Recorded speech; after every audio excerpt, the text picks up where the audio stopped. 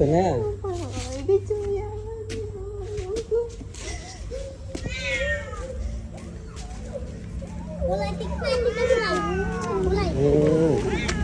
យកទៅទុកមិនមើលទុកមិនមើលទេមីមេវារត់មកតាមអូនអោគេបោកទៀត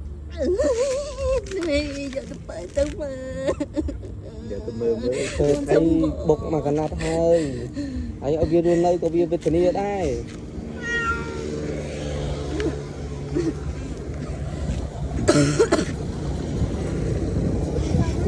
វេទនាអញ្ចឹងវាបាក់ពាក់ការវាធ្វើវាខត់តំណង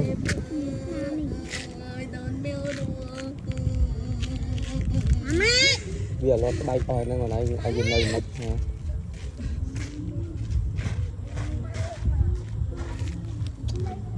ឥឡូវទៅមើលឥឡូវយកទៅគិត